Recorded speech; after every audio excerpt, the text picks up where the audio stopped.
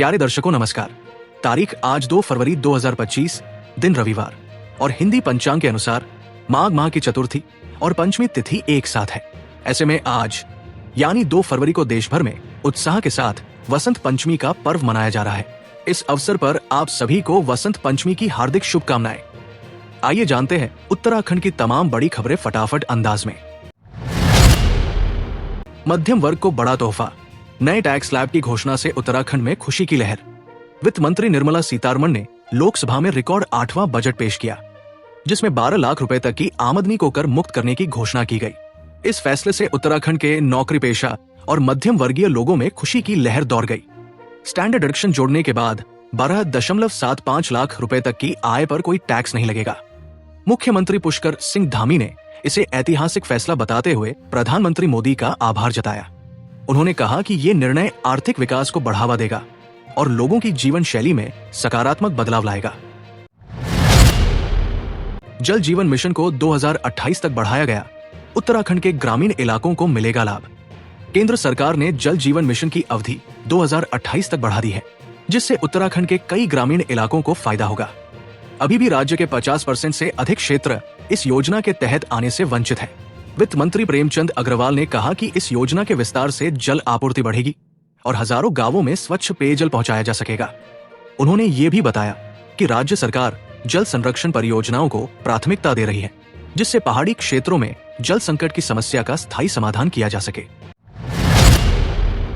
भूकंप की अफवाह से उत्तरकाशी में हड़कंप, रात भर खुले आसमान के नीचे डरे समे रहे लोग। उत्तरकाशी में लगातार आ रहे भूकंप के झटकों के बीच सोशल मीडिया पर अफवाह फैल गई कि शुक्रवार देर रात बड़ा भूकंप आने वाला है।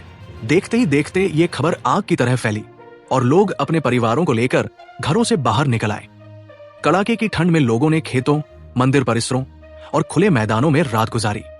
प्रशासन ने इसे फर्जी खबर बताते हुए लोगों से सतर्क रहने की अपील की। पुलिस ने अफवाह फैलाने वाले अज्ञात शरारती तत्व के खिलाफ मुकदमा दर्ज कर लिया है। एसपी सरिता डोभाल ने लोगों से अफवाहों पर ध्यान न देने और केवल प्रशासनिक स्रोतों से जानकारी लेने की सलाह दी। निकाय चुनाव के बाद सहकारिता चुनाव का बिगुल, जोड़ तोड़ की राजनीति हुई तेज। निकाय चुनाव की हलचल थमते ही अब सहकारिता चुनाव की सरगर्मी बढ़ गई है। राज्य की बहुउद्देशीय किसान सहकारी समितियों में प्रबंध कार्यकारिणी के चुनाव की प्रक्रिया शुरू हो चुकी है। 11 फरवरी को अनंतिम मतदाता सूची का प्रकाशन होगा, जबकि 24 फरवरी को डायरेक्टर पदों के लिए मतदान होगा। 25 फरवरी को सभापति और उपसभापति का चुनाव संपन्न होगा। इस चुनाव को लेकर सहकारिता राजनीति के माहिर खिलाड़ी सक्रिय हो गए हैं। जोड़ तोड़ की रणनीति बननी शुरू हो चुकी है। विभागीय अधिकारियों ने चुनावी तैयारियों को लेकर सभी समितियों को दिशा निर्देश जारी कर दिए हैं। प्रदेश के कर्मचारियों को बड़ी राहत, सेवानिवृत्त कर्मियों का बढ़ा महंगाई भत्ता। उत्तराखंड के निगमों और निकायों से सेवानिवृत्त कर्मचारियों के महंगाई भत्ते में वृद्धि की गई है। सरकार ने आदेश जारी कर 5वें वेतनमान के अंतर्गत भत्ता 443% से बढ़ाकर 455%, 6ठे वेतनमान में 239% से बढ़ाकर 246% और 7वें वेतनमान में 50% से बढ़ाकर 53% कर दिया है। निगम महासंघ के अध्यक्ष सूर्य प्रकाश राणाकोटी ने सरकार के इस फैसले पर आभार जताया। उन्होंने कहा कि ये राहत उन सभी कर्मचारियों के लिए महत्वपूर्ण है जो निगमों और निकायों से रिटायर हो चुके हैं। इससे पहले कार्यरत कर्मचारियों को भी बढ़े हुए महंगाई भत्ते का लाभ मिल चुका है। पीएम मोदी के प्रस्तावित उत्तराखंड दौरे की तैयारी शुरू, शीतकालीन पर्यटन को मिलेगा बढ़ावा। प्रधानमंत्री नरेंद्र मोदी के फरवरी में प्रस्तावित उत्तराखंड दौरे की तैयारियां तेज हो गई है। सीमांत हर्षिल घाटी में सेना, आईटीबीपी और पर्यटन विभाग की ओर से ट्रेकिंग अभियान, माउंटेन बाइकिंग और शीतकालीन खेलों का आयोजन होगा। डीएम डॉक्टर मेहरबान सिंह बिष्ट ने प्रशासनिक अधिकारियों संग बैठक कर सुरक्षा, यातायात और प्रचार प्रसार की योजनाओं पर चर्चा की। मुखबा गांव में मां गंगा के शीतकालीन प्रवास के मद्देनजर विशेष कार्यक्रम आयोजित होंगे। बीआरओ और लोक निर्माण विभाग को पार्किंग व अन्य व्यवस्थाएं सुधारने के निर्देश दिए गए हैं। पीएम का दौरा राज्य में पर्यटन और सीमावर्ती गांवों के विकास को गति देगा। युवाओं के लिए सुनहरा मौका, सहायक कृषि अधिकारी समेत समूह के 241 पदों पर निकली भर्ती। उत्तराखंड के युवाओं के लिए खुशखबरी, सहायक कृषि अधिकारी समेत समूह के 241 पदों पर भर्ती का विज्ञापन जारी हो गया है। उत्तराखंड अधीनस्थ सेवा चयन आयोग ने 6 से 28 फरवरी तक आवेदन मांगे हैं, जबकि परीक्षा 20 अप्रैल को प्रस्तावित है। इसमें सहायक कृषि अधिकारी, डेयरी निरीक्षक, पशुधन प्रसार अधिकारी समेत विभिन्न पद शामिल हैं। आवेदन शुल्क सामान्य व ओबीसी वर्ग के लिए 300 रुपए और SC, ST, इडलूज व दिव्यांग अभ्यर्थियों के लिए 150 रुपए निर्धारित किया गया है। साथ ही आशुलिपि वैयक्तिक सहायक भर्ती परीक्षा का रिजल्ट भी जारी कर दिया गया है। अब चयनित अभ्यर्थियों को आशुलिपि व टाइपिंग टेस्ट देना होगा। पुलिस भर्ती के लिए 24 फरवरी से दक्षता परीक्षा, अधीनस्थ सेवा चयन आयोग ने की घोषणा। उत्तराखंड पुलिस में कांस्टेबल के 2000 पदों पर भर्ती के लिए शारीरिक मापजोख एवं दक्षता परीक्षा 24 फरवरी से शुरू होगी। उत्तराखंड अधीनस्थ सेवा चयन आयोग ने इसकी तिथि जारी कर दी है। पहले ये परीक्षा 1 फरवरी को प्रस्तावित थी, लेकिन अब इसे आगे बढ़ा दिया गया है। आयोग सचिव सुरेंद्र सिंह रावत के मुताबिक परीक्षा से एक सप्ताह पूर्व अभ्यर्थी आयोग की आधिकारिक वेबसाइट से अपना एडमिट कार्ड डाउनलोड कर सकेंगे। प्रदेश भर में पुलिस भर्ती परीक्षा को लेकर युवाओं में खासा उत्साह है। चयन प्रक्रिया में किसी भी प्रकार की गड़बड़ी न हो, इसके लिए आयोग ने कड़े इंतजाम किए हैं। बर्फीले नजारों ने लुभाया, औली, हर्षिल और चक्राता में हुई जबरदस्त बर्फबारी। उत्तराखंड की वादियों में बर्फबारी ने जन्नत जैसा नजारा बना दिया है। हर्षिल, औली और चक्राता में बर्फबारी के बाद सफेद चादर ओढ़े पहाड़ों ने पर्यटकों को मंत्रमुग्ध कर दिया। औली में भारी बर्फबारी से तापमान माइनस में पहुंच गया। वहीं हर्षिल और चक्राता की वादियां भी बर्फ से लदी दिखी। बर्फबारी से जहां पर्यटक रोमांचित हैं, वहीं स्थानीय लोगों को आवाजाही में दिक्कतों का सामना करना पड़ रहा है। मैदानी इलाकों में बारिश और घने कोहरे ने ठंड और बढ़ा दी है।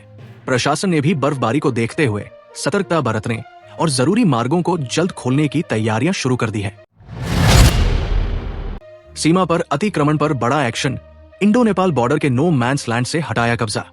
भारत नेपाल सीमा पर अवैध कब्जे के खिलाफ प्रशासन ने सख्त कार्रवाई शुरू कर दी है। खटीमा के मेलाघाट क्षेत्र में नो मैंस लैंड पर किए गए अतिक्रमण को ध्वस्त कर दिया गया है। SDM रविंद्र बिष्ट और वन विभाग की SDO संचिता वर्मा के नेतृत्व में राजस्व, पुलिस और वन विभाग की टीम ने ये कार्रवाई की। ट्रैक्टर से खेतों को नष्ट कर दिया गया और नेपाल प्रशासन को 15 से 20 दिन के भीतर अपने नागरिकों का अतिक्रमण हटाने की सूचना दी गई है। प्रशासन ने साफ किया कि नो मैंस लैंड पर दोबारा कब्जा बर्दाश्त नहीं किया जाएगा और आगे भी इसी तरह की कार्रवाई जारी रहेगी। बड़ा फैसला, गुर्जर समाज ने 5 फरवरी को महापंचायत बुलाने का किया ऐलान। खानपुर विधायक उमेश कुमार और प्रणव सिन्हा चैंपियन विवाद अब और तूल पकड़ता जा रहा है। इस मामले में अब गुर्जर समाज ने भी दखल देते हुए 5 फरवरी को लंढौरा रंगमहल में महापंचायत बुलाने की घोषणा कर दी है। गुर्जर नेता चौधरी वीरेंद्र सिंह ने वीडियो जारी कर समाज के सभी लोगों से इसमें शामिल होने की अपील की है। इससे पहले 29 जनवरी को प्रस्तावित महापंचायत स्थगित कर दी गई थी, लेकिन हजारों की संख्या में लोग रंगमहल पहुंच गए थे। गुर्जर समाज का कहना है कि प्रशासन ने उनके साथ वादा खिलाफी की है और वे अब इस मुद्दे पर आर पार की लड़ाई लड़ेंगे। भाजपा ने केंद्रीय बजट को बताया ऐतिहासिक, महेंद्र भट्ट ने गिनाई खूबियां। भाजपा ने केंद्रीय बजट को आम आदमी के चेहरे पर मुस्कान लाने वाला ऐतिहासिक बजट बताया है।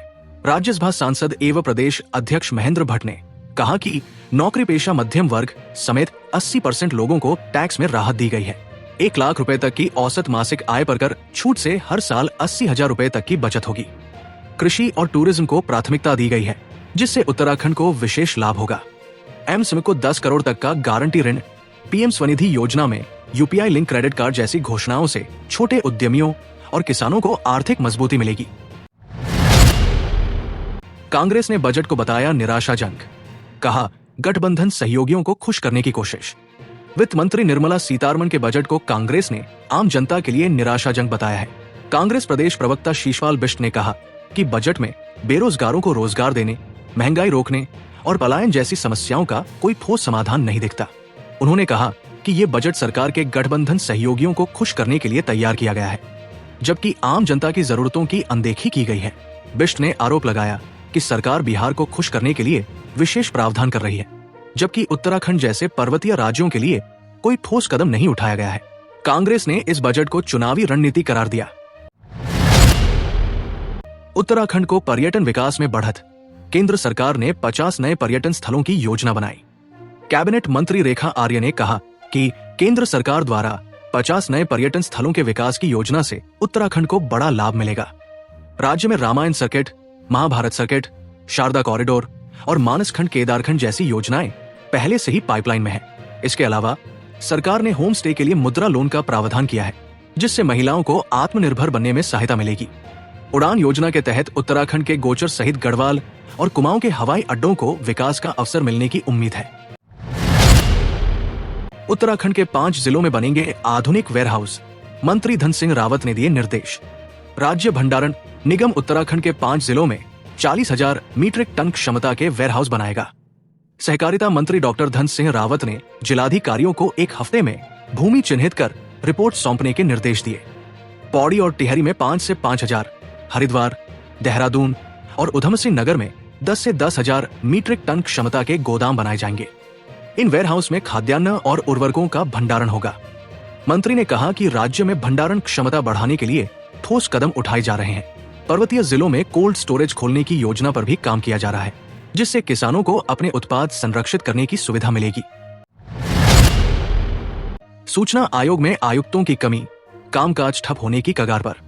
उत्तराखंड सूचना आयोग में आयुक्तों की कमी के चलते जल्द ही कामकाज पूरी तरह ठप हो सकता है।